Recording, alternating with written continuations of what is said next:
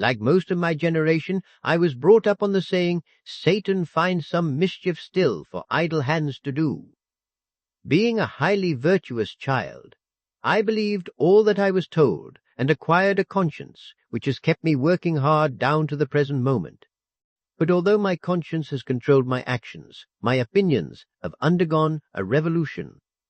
I think that there is far too much work done in the world, that immense harm is caused by the belief that work is virtuous, and that what needs to be preached in modern industrial countries is quite different from what always has been preached. Everyone knows the story of the traveller in Naples who saw 12 beggars lying in the sun. It was before the days of Mussolini, and offered a lira to the laziest of them. 11 of them jumped up to claim it, so he gave it to the 12th. This traveller was on the right lines. But in countries which do not enjoy Mediterranean sunshine, idleness is more difficult, and a great public propaganda would be required to inaugurate it. I hope that after reading the following pages, the leaders of the YMCA will start a campaign to induce good young men to do nothing. If so, I shall not have lived in vain. Before advancing my own arguments for laziness, I must dispose of one which I cannot accept. Whenever a person who already has enough to live on proposes to engage in some everyday kind of job, such as school teaching or typing, he or she is told that such conduct takes the bread out of other people's mouths and is, therefore, wicked. If this argument were valid, it would only be necessary for us all to be idle, in order that we should all have our mouths full of bread. What people who say such things forget is that what a man earns he usually spends, and in spending he gives employment. As long as a man spends his income, he puts just as much bread into people's mouths in spending as he takes out of other people's mouths in earning. The real villain, from this point of view, is the man who saves. If he merely puts his savings in a stocking, like the proverbial French peasant, it is obvious that they do not give employment. If he invests his savings, the matter is less obvious, and different cases arise.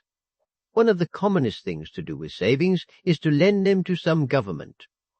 In view of the fact that the bulk of the expenditure of most civilized governments consists in payments for past wars and preparation for future wars, the man who lends his money to a government is in the same position as the bad men in Shakespeare who hire murderers. The net result of the man's economical habits is to increase the armed forces of the state to which he lends his savings. Obviously, it would be better if he spent the money, even if he spent it on drink or gambling. But, I shall be told, the case is quite different when savings are invested in industrial enterprises. When such enterprises succeed and produce something useful, this may be conceded. In these days, however, no one will deny that most enterprises fail. That means that a large amount of human labor, which might have been devoted to producing something which could be enjoyed, was expended on producing machines which, when produced, lay idle and did no good to anyone. The man who invests his savings in a concern that goes bankrupt is, therefore, injuring others as well as himself. If he spent his money, say, in giving parties for his friends, they, we may hope, would get pleasure, and so would all those on whom he spent money, such as the butcher, the baker, and the bootlegger. But if he spends it, let us say, upon laying down rails for surface cars in some place where surface cars turn out to be not wanted, he has diverted a mass of labor into channels where it gives pleasure to no one. Nevertheless, when he becomes poor through the failure of his investment, he will be regarded as a victim of undeserved misfortune, whereas the gay spendthrift who has spent his money philanthropically will be despised as a fool and a frivolous person. All this is only preliminary.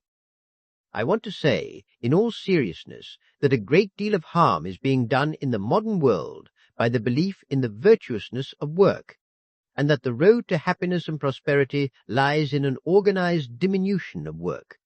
First of all, what is work?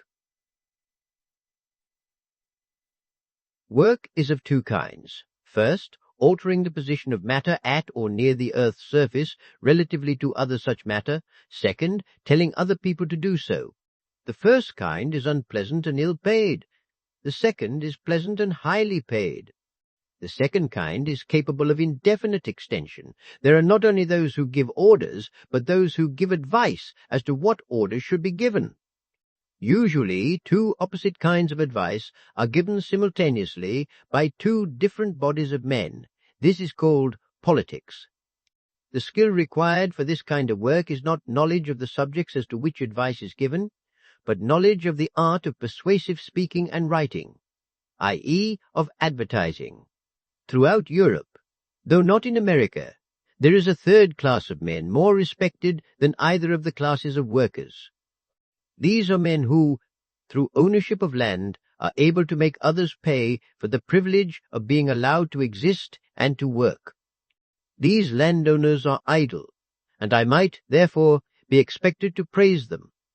Unfortunately, their idleness is rendered possible only by the industry of others. Indeed, their desire for comfortable idleness is historically the source of the whole gospel of work. The last thing they have ever wished is that others should follow their example. From the beginning of civilization until the Industrial Revolution, a man could, as a rule, produce by hard work little more than was required for the subsistence of himself and his family, although his wife worked at least as hard, and his children added their labor as soon as they were old enough to do so. The small surplus above bare necessaries was not left to those who produced it, but was appropriated by priests and warriors. In times of famine there was no surplus. The warriors and priests, however, still secured as much as at other times, with the result that many of the workers died of hunger. This system persisted in Russia until 1917, and still persists in the East.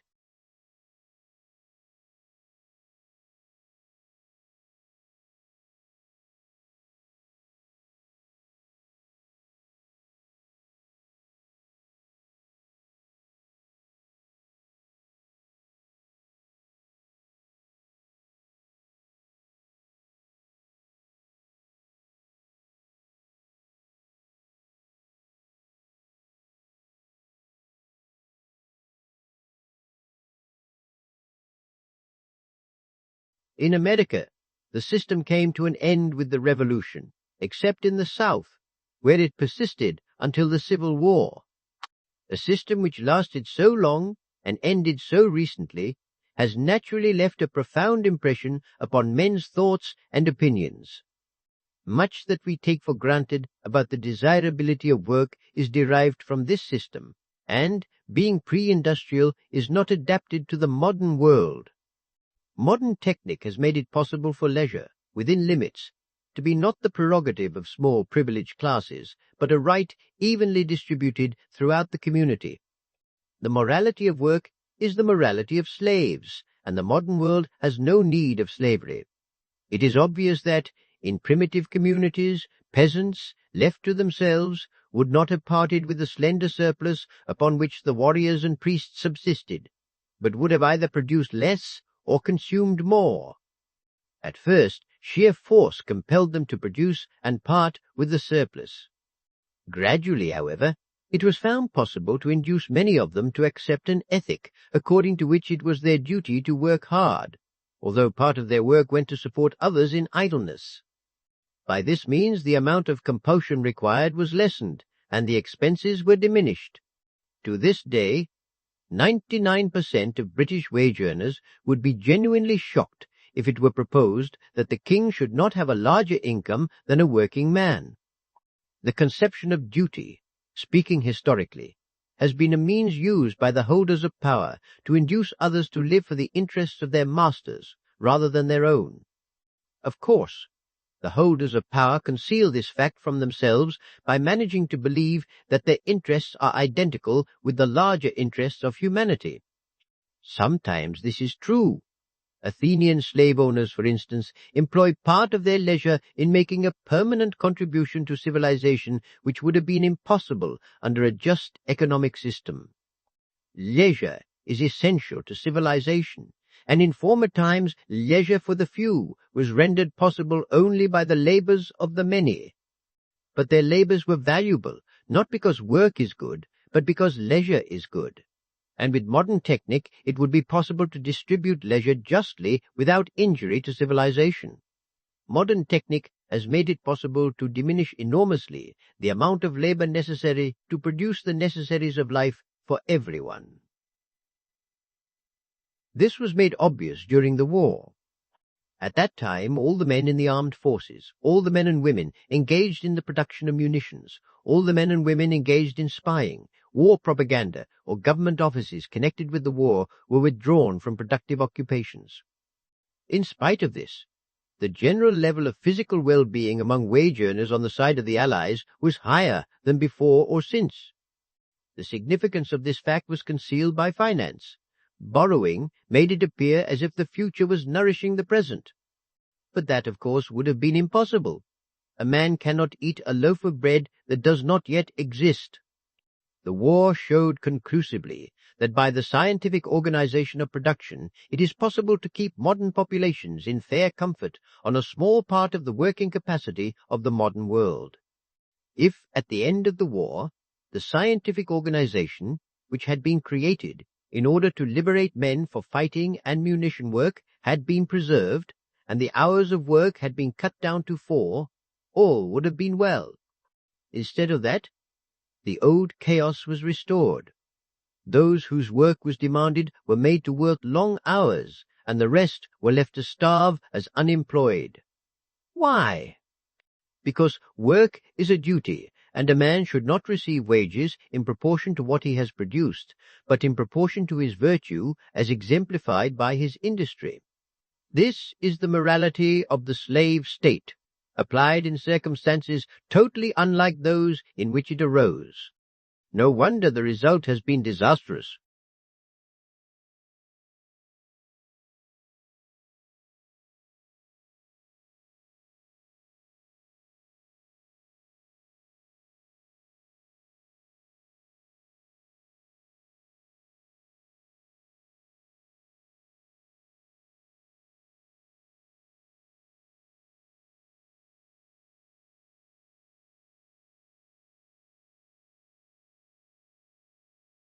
Suppose that at a given moment a certain number of people are engaged in the manufacture of pins. They make as many pins as the world needs, working, say, 8 hours a day. Someone makes an invention by which the same number of men can make twice as many pins as before. But the world does not need twice as many pins. Pins are already so cheap that hardly any more will be bought at a lower price. In a sensible world, everybody concerned in the manufacture of pins would take to working 4 hours instead of 8, and everything else would go on as before. But in the actual world, this would be thought demoralizing. The men still work 8 hours. There are too many pins. Some employers go bankrupt, and half the men previously concerned in making pins are thrown out of work. There is, in the end, just as much leisure as on the other plan, but half the men are totally idle, while half are still overworked. In this way it is ensured that the unavoidable leisure shall cause misery all round, instead of being a universal source of happiness. Can anything more insane be imagined? The idea that the poor should have leisure has always been shocking to the rich. In England, in the early 19th century, 15 hours was the ordinary day's work for a man. Children sometimes did as much, and very commonly did 12 hours a day. When meddlesome busybodies suggested that perhaps these hours were rather long, they were told that work kept adults from drink and children from mischief. When I was a child, shortly after urban working men had acquired the vote, certain public holidays were established by law, to the great indignation of the upper classes. I remember hearing an old duchess say, "What do the poor want with holidays? They ought to work."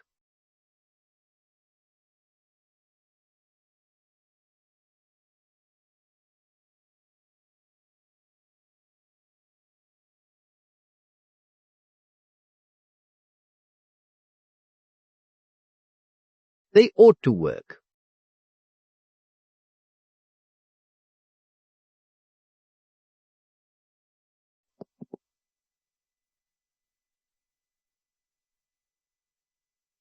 Let us for a moment consider the ethics of work, frankly, without superstition. Every human being of necessity consumes in the course of his life a certain amount of produce of human labor. Assuming, as we may, that labor is on the whole disagreeable, it is unjust that a man should consume more than he produces. Of course, he may provide services rather than commodities, like a medical man, for example, but he should provide something in return for his board and lodging. To this extent, the duty of work must be admitted, but to this extent only. I shall not develop the fact that in all modern societies outside the USSR, many people escape even this minimum of work, namely all those who inherit money and all those who marry money. I do not think the fact that these people are allowed to be idle is nearly so harmful as the fact that wage earners are expected to overwork or starve. If the ordinary wage earner worked 4 hours a day, there would be enough for everybody and no unemployment, assuming a certain very moderate amount of sensible organization. This idea shocks the well-to-do, because they are convinced that the poor would not know how to use so much leisure. In America, men often work long hours, even when they are already well off. Such men, naturally, are indignant at the idea of leisure for wage earners, except as the grim punishment of unemployment. In fact, they dislike leisure even for their sons. Oddly enough, while they wish their sons to work so hard as to have no time to be civilized, they do not mind their wives and daughters having no work at all. The snobbish admiration of uselessness, which, in an aristocratic society, extends to both sexes, is under a plutocracy confined to women. This, however, does not make it any more in agreement with common sense. The wise use of leisure, it must be conceded, is a product of civilization and education. A man who has worked long hours all his life will be bored if he becomes suddenly idle. But without a considerable amount of leisure, a man is cut off from many of the best things. There is no longer any reason why the bulk of the population should suffer this deprivation. Only a foolish asceticism, usually vicarious, makes us insist on work in excessive quantities, now that the need no longer exists. In the new creed which controls the government of Russia, while there is much that is very different from the traditional teaching of the West, there are some things that are quite unchanged. The attitude of the governing classes, and especially of those who control educational propaganda, on the subject of the dignity of labor is almost exactly that which the governing classes of the world have always preached to what were called the honest poor.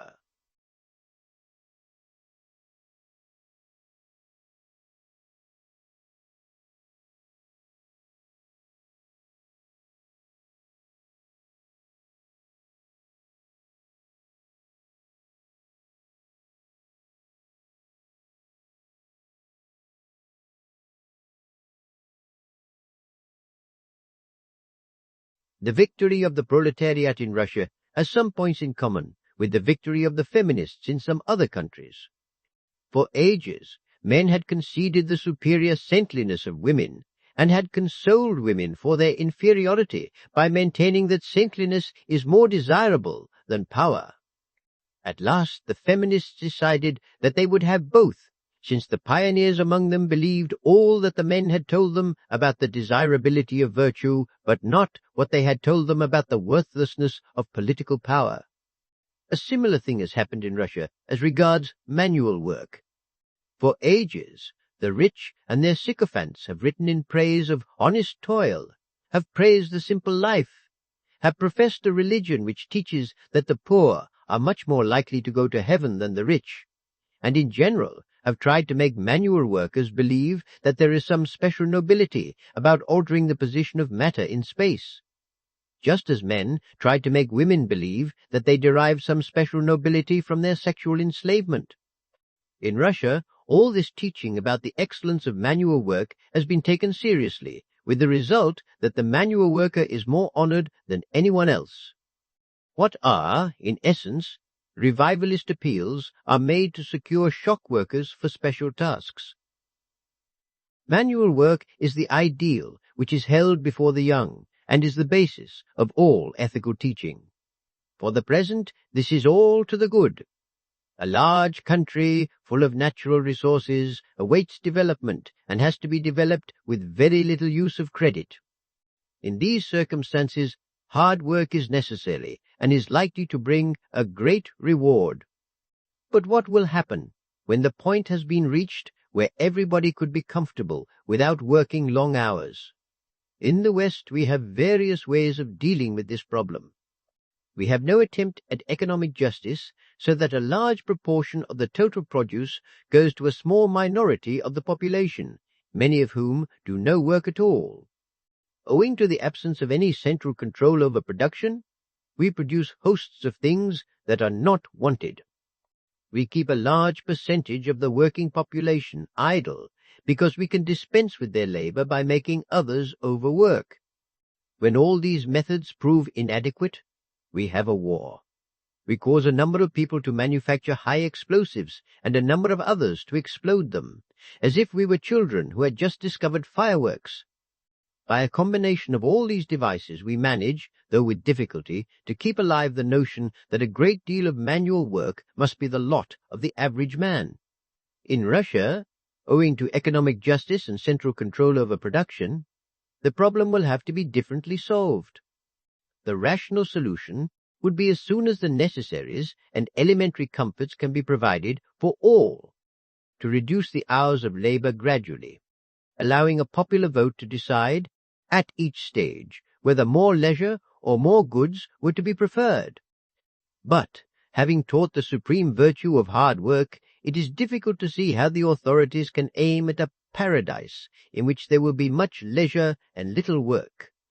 It seems more likely that they will find continually fresh schemes by which present leisure is to be sacrificed to future productivity.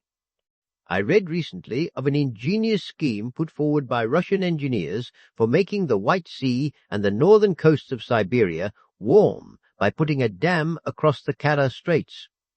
An admirable plan, but liable to postpone proletarian comfort for a generation, while the nobility of toil is being displayed amid the ice fields and snowstorms of the Arctic Ocean. This sort of thing, if it happens, will be the result of regarding the virtue of hard work as an end in itself, rather than as a means to a state of affairs in which it is no longer needed.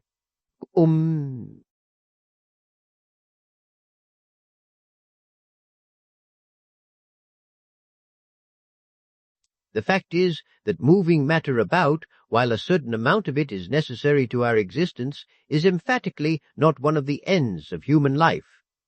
If it were, we should have to consider every navvy superior to Shakespeare. We have been misled in this matter by two causes.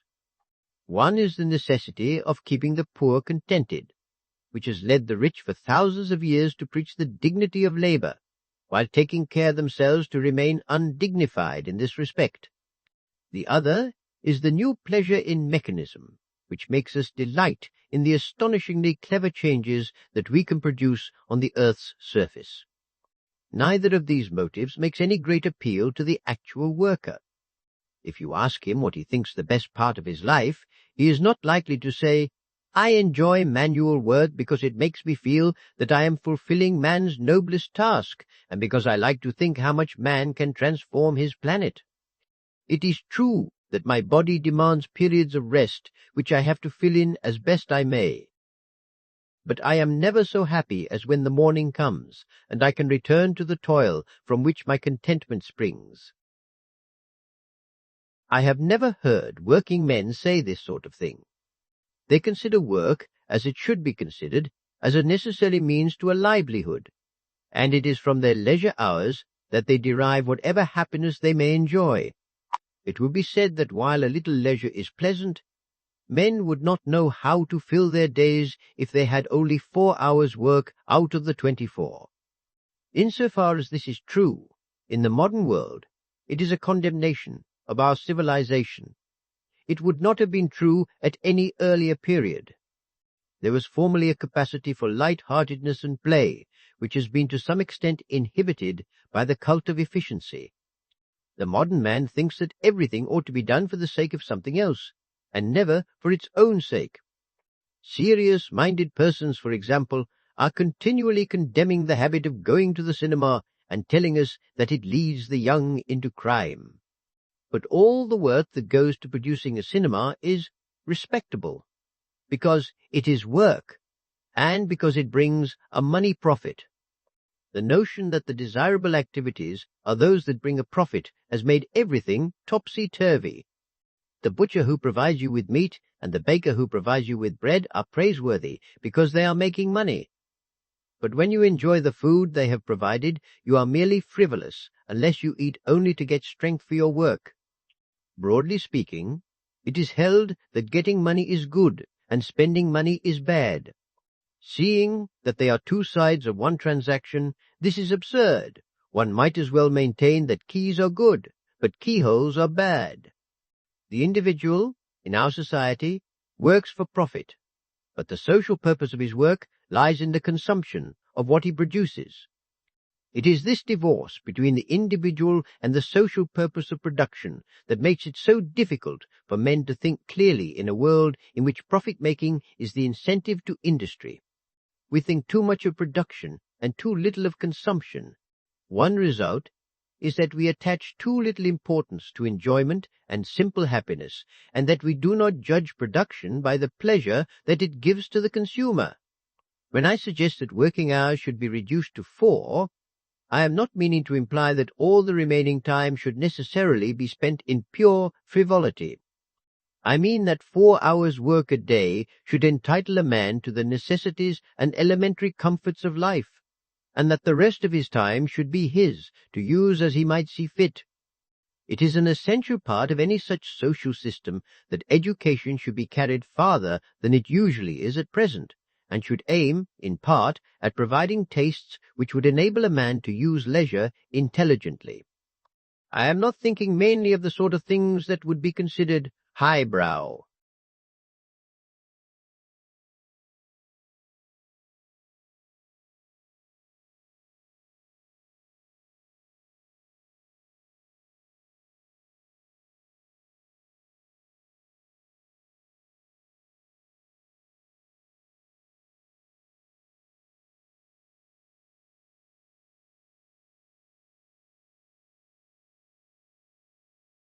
The pleasures of urban populations have become mainly passive, seeing cinemas, watching football matches, listening to the radio, and so on. This results from the fact that their active energies are fully taken up with work. If they had more leisure, they would again enjoy pleasures in which they took an active part. In the past, there was a small leisure class and a large working class. The leisure class enjoyed advantages for which there was no basis in social justice. This necessarily made it oppressive, limited its sympathies, and caused it to invent theories by which to justify its privileges. These facts greatly diminished its excellence, but in spite of this drawback it contributed nearly the whole of what we call civilization. It cultivated the arts and discovered the sciences. It wrote the books, invented the philosophies, and refined social relations. Even the liberation of the oppressed has usually been inaugurated from above. Without the leisure class, mankind would never have emerged from barbarism. The method of a hereditary leisure class without duties was, however, extraordinarily wasteful. None of the members of the class had been taught to be industrious, and the class as a whole was not exceptionally intelligent. It might produce one Darwin, but against him had to be set tens of thousands of country gentlemen who never thought of anything more intelligent than fox-hunting and punishing poachers. At present, the universities are supposed to provide, in a more systematic way, what the leisure class provided accidentally and as a byproduct. This is a great improvement, but it has certain drawbacks. University life is so different from life in the world at large that men who live in an academic milieu tend to be unaware of the preoccupations of ordinary men and women. Moreover, their ways of expressing themselves are usually such as to rob their opinions of the influence that they ought to have upon the general public. Another disadvantage is that in universities, studies are organized, and the man who thinks of some original line of research is likely to be discouraged. Academic institutions, therefore, useful as they are not adequate guardians of the interests of civilization in a world where everyone outside their walls is too busy for unutilitarian pursuits. In a world where no one is compelled to work more than 4 hours a day, every person possessed of scientific curiosity will be able to indulge it, and every painter will be able to paint without starving, however excellent his pictures may be. Young writers will not be obliged to draw attention to themselves by sensational potboilers, with a view to acquiring the economic independence needed for monumental works, for which, when the time at last comes, they will have lost the taste and the capacity. Men who in their professional work have become interested in some phase of economics or government will be able to develop their ideas without the academic detachment that makes the work of university economists lacking in reality. Medical men will have time to learn about the progress of medicine. Teachers will not be exasperatedly struggling to teach by routine things which they learned in their youth, which may, in the interval, have been proved to be untrue. Above all, there will be happiness and joy of life, instead of frayed nerves, weariness, and dyspepsia. The work exacted will be enough to make leisure delightful, but not enough to produce exhaustion. Since men will not be tired in their spare time, they will not demand only such amusements as are passive and vapid. At least 1% will probably devote the time not spent in professional work to pursuits of some public importance.